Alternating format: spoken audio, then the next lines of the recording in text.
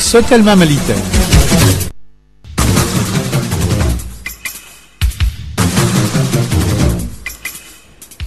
Au sommaire de l'actualité, après avoir tué un suspect de l'attentat à Bamako le 12 mars dernier, la DGSE malienne a arrêté ce mercredi 18 mars 2015 deux complices.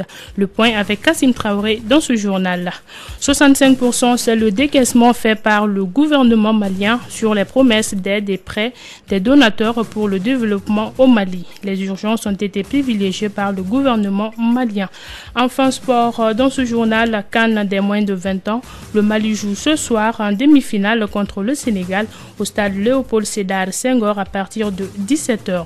C'est tout pour le sommaire et le développement dans un instant avec Oumou Dambélé.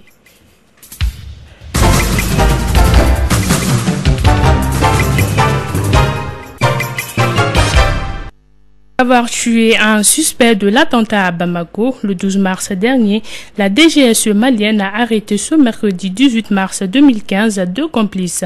Le premier est un boutiquier, le second travaille dans une compagnie de transport. Il faut rappeler que l'attentat qui s'est produit dans la nuit du vendredi 6 au samedi 7 mars dernier au restaurant La Terrasse a causé la mort de 5 personnes. Les détails avec Kassim Traoré.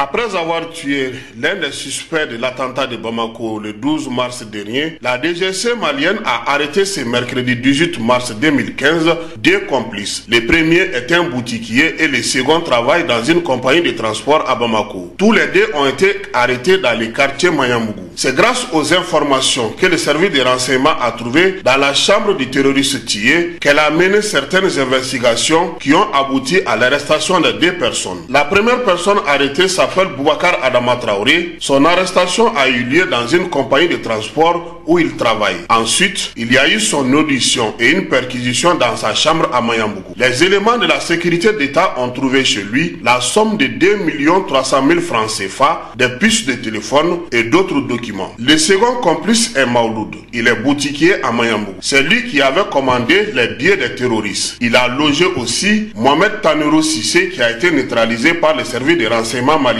il y a une semaine. Maouloud avait transformé la toiture de sa boutique en cache d'armes. Il logeait aussi beaucoup de terroristes en transit à Bamako. Avec l'arrestation de ces deux personnes, la DGSE malienne espère mettre la main très bientôt sur les deux terroristes qui ont commis l'attentat de Bamako. Il faut rappeler que cet attentat a causé la mort de 5 personnes, dont un Français, un Belge et 3 Maliens.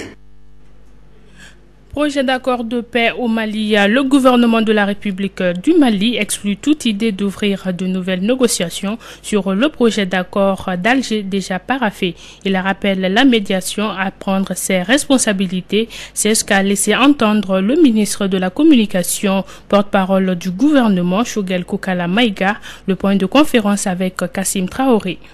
Suite à la visite de travail effectuée par la médiation le mardi 17 mars 2015 à Kidal, auprès de la coordination des mouvements de l'Azawad, le gouvernement malien a fait certains rappels. Choguel Kokala Maïga, ministre de la Communication, porte-parole du gouvernement malien. Le gouvernement du Mali a commencé à sensibiliser les populations parce que conscient que cet accord offre un cadre global qui permet de travailler au retour de la paix et de résoudre l'ensemble des questions posées dans le respect des principes fondateurs de la République. C'est en prenant connaissance du compte rendu de l'équipe de médiation qui était à Kidal que le gouvernement malien est sorti de sa réserve. Le gouvernement du Mali rappelle de manière solennelle que le paraphe du document, en attendant sa signature, exclut toute idée d'ouverture de nouvelles négociations sur son contenu et appelle la médiation à ses responsabilités. Le ministre de la Communication a fait savoir que le Mali a paraphé le projet d'accord de paix sans la prise en compte de ces amendements qui ont été présentés à la médiation en 12 pages. C'est que le gouvernement de la République du Mali et la coordination sont signataires de la déclaration des parties au processus d'Alger en date du 19 février 2015 qui dans son deuxième alinéa prend acte de la déclaration du président du Conseil de sécurité des Nations Unies du 6 février 2015 appelant à des sanctions contre tous ceux qui entraveront le processus en cours au Mali. Je crois que c'est très clair. Enfin, le Mali lance un appel à tous les mouvements qui n'ont pas encore fait parapher le document de le faire sans délai. Cela pour permettre la reconstruction, le vivre ensemble et offrir aux réfugiés et déplacés la possibilité de regagner leur foyer dans un climat apaisé. Toujours sur le même sujet, certains se sont prononcés sur le refus du MNLA et alliés de paraffer le document d'Alger. Des propos recueillis par Kassim Traoré. De signer l'accord, ça veut dire que c'est la guerre qu'il veut qu'on le fasse. C'est la solution. On n'a pas d'autre solution que la guerre, on doit la faire. Sinon, on passera toute notre vie avec les négociations, ça ne va pas aboutir. Donc, il faut faire la guerre. Il faut dire pas l'avis de tout le monde. Ils veulent tricher seulement. Ils sont des tricheurs. Ils ne sont pas sérieux. Le gouvernement, en tout cas, il doit prendre ses responsabilités pour la protection des personnes et des biens des citoyens maliens. Le Mali, c'est un pays indépendant. Ils ont la suprématie sur nos forces. Arrivé à ce niveau de négociation, maintenant, tout sur quoi on est tombé d'accord. Donc, il faut mettre tout à l'eau, comme pour nous mettre à la base zéro. Donc, maintenant, en ce moment, il nous donne des difficultés. Maintenant, des difficultés, quand nous, on va... La difficulté, c'est que lui, il a dit une solution. C'est de faire la guerre. Mais tout le monde sait que la guerre est très difficile, d'une partie ou de l'autre. Bon, maintenant, c'est comme un passage obligé. On ne le veut pas, mais on est obligé de le faire. Quand on veut la paix. Depuis combien de temps on a entamé les négociations? Depuis combien de temps? Tu te rappelles? Ça fait très longtemps. On pensait qu'en janvier, c'est fini. En novembre, c'est fini. Maintenant, on est presque en mi-mars. Bon, finalement, on va nous entraîner comme ça jusqu'au bout du fil. Peut-être même le mandat va finir. Vraiment, il est mieux de mettre fin à tout ça là. C'était là des propos recueillis par Kassim Traoré sur le projet d'accord de paix.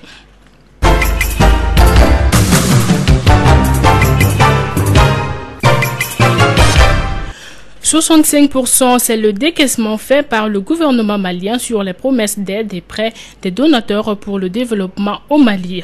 Par rapport au plan pour la relance durable, le gouvernement a privilégié des urgences, à savoir l'urgence humanitaire, la paix et la sécurité. L'information a été donnée hier par le groupe de suivi budgétaire suite à la validation du rapport de la conférence à Bruxelles en mai 2013. Nous vous proposons d'écouter Daouda Lassana Traoré, économiste consultant du groupe de suivi budgétaire sur le rapport. Il est au micro de Fanta Diakité. Le rapport en question a permis d'établir la situation par rapport au décaissement obtenu par le Mali auprès de ses partenaires par rapport aux promesses qui avaient été faites à Bruxelles.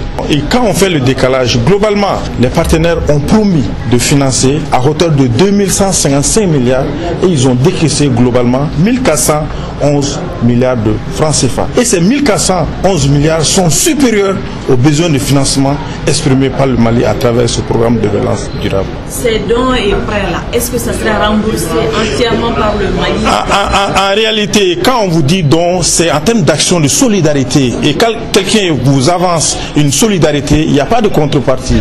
C'est la reconnaissance.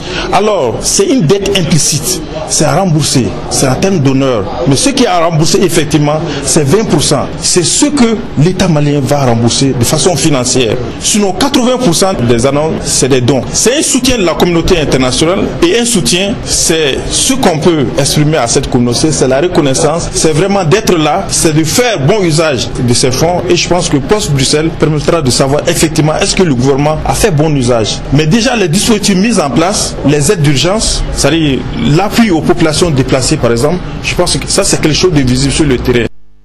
C'était là Daouda Lassana Traoré, économiste consultant du groupe de suivi budgétaire. Il était au micro de Fanta Diakité. Le nouveau code des personnes et de la famille est important dans la législation au Mali. Pour comprendre les innovations apportées à ce code, les noteurs et collaborateurs ont tenu un séminaire de 2 jours qui a débuté le mardi dernier à l'hôtel Salam. Des précisions avec Dadon Omougou. Après plusieurs péripéties, notamment son renvoi à la relecture, le nouveau code des personnes et de la famille a été finalement voté en décembre 2011. Selon Mouhoum Tapili, président de la Cour suprême, ce nouveau code des personnes et de la famille est l'une des œuvres les plus importantes dans la législation du Mali indépendant, car il codifie tous les textes existants relatifs aux droits de la personne, de la parenté, de la nationalité et de la succession, pour ne citer que cela. D'où la tenue de ces séminaire de formation par l'ordre des notaires du Mali et collaborateurs, afin de mieux discuter et comprendre les innovations apportées dans les 10 codes. Parmi les innovations, on peut citer celles relatives à l'uniformisation de la dot, l'interdiction de mariage entre les personnes du même sexe et la définition du mariage qui est devenu un lien laïque. Et concernant la succession du partage, désormais l'enfant dit naturel, même reconnu, ne pourrait être appelé à l'héritage de son père. contrairement à l'ancien code de la parenté adopté en 1973, qui stipulait que les enfants naturels reconnus avaient le même droit que les enfants légitimes. Quoi qu'on puisse dire, le nouveau code des personnes et de la famille a fait son entrée dans la législation malienne et l'ordre des notaires du Mali et collaborateurs compte en faire leur livre de bréviaire. Merci beaucoup Dado Nomogo pour ces précisions. Renforcer les capacités et les compétences de ces cadres impliqués dans la gestion de la migration au Mali, c'est l'objectif d'un atelier qui a débuté ce mardi au Centre d'information et de gestion des migrants CIGEM, organisé par le ministère des Maliens de l'extérieur en collaboration avec l'Espagne et la CEDEAO. Cet atelier permettra aux participants de comprendre les techniques de montage d'un appel à projet pendant 3 jours. Les précisions avec le secrétaire général du ministère des Maliens de l'extérieur, Chekne Djikiba Kamisoko. Il est au micro d'André Traoré. La gestion des migrations est un phénomène mouvant et il appelle toujours à la conception de dossiers, des dossiers qui sont faits non seulement à l'attention des pays de destination, des pays de départ et comme des pays de transit. Et pour mieux ficeler ces dossiers, il faut préparer les différents cadres et techniciens qui sont chargés de l'exécution des dossiers. Donc, comme vous l'avez compris, c'est un atelier qui se divise en 4 sous-thèmes. Comment monter un dossier, un appel de projet en matière de communication pour que chacun puisse vraiment travailler dans la sérénité, parce que la migration est devenue un combat qui est incontournable et elle a ses effets positifs comme elle a ses effets négatifs. Donc il faut que nous cultivions les effets positifs pour continuer à combattre les effets négatifs, parce que les effets négatifs font non seulement mal aux migrants mais à leur famille et à leur pays, parce que dans le meilleur des cas c'est les jeunes qui partent, qui ne reviennent pas, alors que l'objectif de départ c'est d'aller faire fortune, sauver sa famille, enrichir son pays. Mais quand on ne revient pas, c'est une perte. Donc il faut aider les gens à aller dans l'ordre, à aller là où ils sont attendus, plutôt dans le meilleur des cas, rester chez soi, s'enrichir chez soi, faire en sorte que le Mali soit une destination.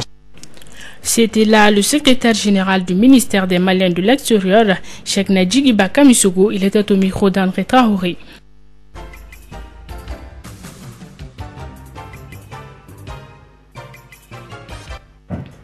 Parlons santé à présent. Comment inclure la dimension du handicap dans la réponse nationale au VIH-Sida? La question est au cœur d'un atelier de formation qui se tient depuis mercredi à Bamako.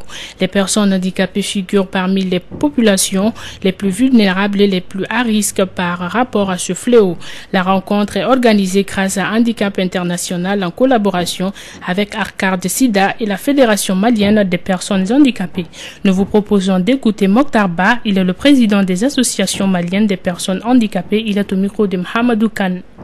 Parce que les personnes handicapées étant des cibles très faciles pour vraiment être infectées par cette maladie à cause de la pauvreté, de l'environnement et de l'exclusion. Donc si un atelier est là qui se pencher sur cette thématique combien sensible de personnes handicapées, c'est une très bonne chose.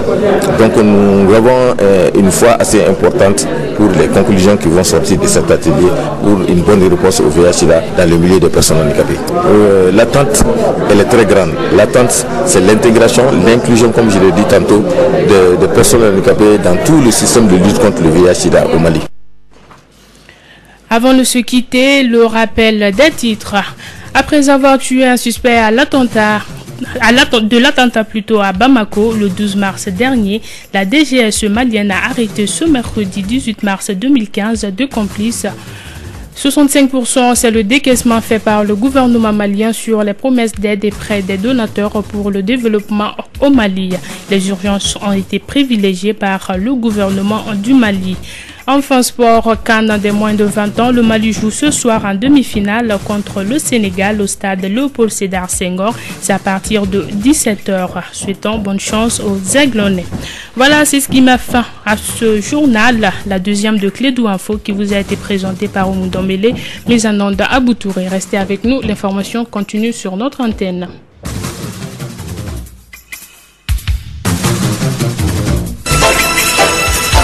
Radio Clédou, le journal.